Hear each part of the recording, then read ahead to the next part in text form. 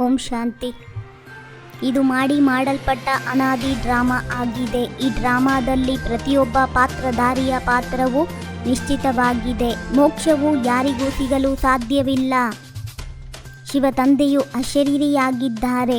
ಅವರು ಶರೀರದಲ್ಲಿ ಏತಕ್ಕಾಗಿ ಬರುತ್ತಾರೆ, ಯಾವ ಕಾರ್ಯ ಮಾಡುತ್ತಾರೆ ಮತ್ತು ಯಾವುದನ್ನು ಮಾಡುವುದಿಲ್ಲ. ತಂದೆಯು ತಿಳಿಸುತ್ತಾರೆ, ಮಕ್ಕಳೇ, ನಾನು ಈ ಶರೀರದಲ್ಲಿ ತಮಗೆ ಕೇವಲ ಮುರುಳಿಯನ್ನು ನುಡಿಸಲು ಬರುತ್ತೇನೆ. ನಾನು ಮುರುಳಿಯನ್ನು ನುಡಿಸುವ ಕಾರ್ಯ ಮಾತ್ರ ಮಾಡುತ್ತೇನೆ.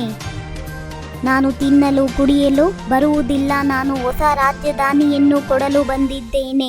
ಬಾಕಿ ಸ್ವಾದವನ್ನು ಇವರ ಆತ್ಮವು ತೆಗೆದುಕೊಳ್ಳುತ್ತದೆ. ಹೇಗೆ ಈ ಆಕಾಶದಲ್ಲಿ ಸೂರ್ಯ, ಚಂದ್ರ, ನಕ್ಷತ್ರಗಳಿವೆ ಹಾಗೂ ವೃಕ್ಷದ ರೀತಿಯಲ್ಲಿ ಮಹಾತತ್ವದಲ್ಲಿಯೂ ಸಹ ಆತ್ಮಗಳಿರುತ್ತಾರೆ, ಹೇಗೆ ನಕ್ಷತ್ರಗಳು ಆಕಾಶದ ಮೇಲೆ ನಿಂತಿವೆ. ನಾನು ಪರಂಪಿತ ಪರಮಾತ್ಮ ಹಾಗೂ ನೀವು ಮಕ್ಕಳು ಯಾರು ಆತ್ಮರಾಗಿದ್ದೀರಿ, ಇಬ್ಬರೂ ಸಹ ಈ ಸೂರ್ಯ, ಚಂದ್ರ, ನಕ್ಷತ್ರಗಳಿಗಿಂತ ದೂರವಿರುತ್ತೇವೆ. ಸ್ವರ್ಗದಲ್ಲಿ ಸುಖವೇ ಸುಖ. ಪುನಃ ನಾನು ಬಂದು ಸಹಜ ಜ್ಞಾನ ಹಾಗೂ ಸಹಜ ರಾಜಯೋಗವನ್ನು ಕಲಿಸಬೇಕಾಗುತ್ತದೆ.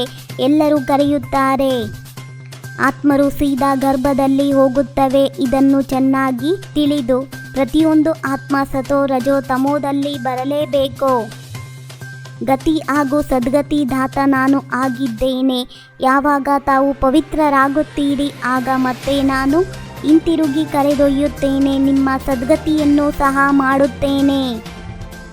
ತಂದೆಯು ಎಲ್ಲರಿಗೂ ಹೇಳುತ್ತಾರೆ, ಸ್ವಯಂವನ್ನು ಆತ್ಮನೆಂದು ತಿಳಿದು ನನ್ನ ಜೊತೆ ಯೋಗವನ್ನು ಜೋಡಿಸಿ, ಆಗ ವಿಕರ್ಮ ವಿನಾಶವಾಗುತ್ತದೆ ಹಾಗೂ ತಾವು ನನ್ನ ಧಾಮಕ್ಕೆ ಬರುತ್ತೀರಿ. ಬಾಬಾ ತಿಳಿಸಿದ್ದಾರೆ, ಬೇರೆ ಯಾವುದೆಲ್ಲ ಶಾಸ್ತ್ರವಿದೆ ಅದರಿಂದ ಪ್ರತಿಯೊಬ್ಬರೂ ಬಂದು ತಮ್ಮ ಧರ್ಮವನ್ನು ಸ್ಥಾಪನೆ ಮಾಡಿದ್ದಾರೆ. ಸದ್ಗತಿ ಮಾಡಿಲ್ಲ, ಅವರು ಧರ್ಮ ಸ್ಥಾಪನೆ ಮಾಡಿದರು. ಜ್ಞಾನ ಮಾರ್ಗದಲ್ಲಿ ಶಾಂತವಾಗಿರಬೇಕು. ಒಬ್ಬ ಶಿವ ತಂದೆಯನ್ನು ನೆನಪು ಮಾಡಬೇಕು. ಶಿವ ತಂದೆಯನ್ನು ಮರೆತು ಅನ್ಯರನ್ನು ನೆನಪು ಮಾಡಿದರೆ ಅಂತಿಮದಲ್ಲಿ ಫೇಲ್ ಆಗುತ್ತೀರಿ. ಕೇವಲ ಸ್ತ್ರೀಯನ್ನು ನರಕದ ದ್ವಾರ ಎಂದು ಹೇಳಿಬಿಟ್ಟರು. ವಾಸ್ತವಿಕವಾಗಿ ಇಬ್ಬರೂ ಸಹ ನರಕದ ದ್ವಾರ ಆಗಿದ್ದಾರೆ. ಈಗ ಮತ್ತೆ ಅವರಿಗೆ ಸ್ವರ್ಗದ ದ್ವಾರವನ್ನಾಗಿ ಯಾರು ಮಾಡಿದರು? ಅದು ಭಗವಂತನದೇ ಶಕ್ತಿಯಾಗಿದೆ. ತಂದೆಯು ಹೇಳುತ್ತಾರೆ, ಕಲ್ಪದಲ್ಲಿಯೂ ನಾನು ಈ ಜ್ಞಾನವನ್ನು ಹೇಳುತ್ತೇನೆ. ಬೇರೆ ಯಾರೂ ಸಹ ನಾನು ಕಲ್ಪದಲ್ಲಿ ಧರ್ಮ ಸ್ಥಾಪನೆ ಮಾಡಲು ಬರುತ್ತೇನೆಂದು ಹೇಳುವುದಿಲ್ಲ. ಜ್ಞಾನದ ಒಳ್ಳೆಯ ಧಾರಣೆಗಾಗಿ ಪವಿತ್ರತೆಯ ವ್ರತವನ್ನು ತಮ್ಮದನ್ನಾಗಿ ಮಾಡಿಕೊಳ್ಳಬೇಕಾಗಿದೆ. ಅಂತ್ಯಕಾಲವಾಗಿದೆ. ಆದ್ದರಿಂದ ಒಬ್ಬ ತಂದೆಯ ವಿನಃ ಬೇರೆ ಯಾರದೇ ನೆನಪು ಬರಬಾರದು. ದದೀಚಿ ಋಷಿಯ ಹಾಗೆ ಸೇವೆ ಮಾಡುತ್ತಾ ವಿಕಾರಗಳ ಮೇಲೆ ವಿಜಯ ಪ್ರಾಪ್ತಿ ಮಾಡಿಕೊಂಡು ಜಗಜ್ಜೀತರಾಗಬೇಕು. ಸಮಯದ ತೀವ್ರತೆಯ ಪ್ರಮಾಣ ಸರ್ವ ಪ್ರಾಪ್ತಿಗಳಿಂದ ಸಂಪನ್ನರಾಗಿದ್ದು ಮಾಯಾಜೀತಾಗುವಂತಹ ತೀವ್ರ ಪುರುಷಾರ್ಥಿ ಭವ.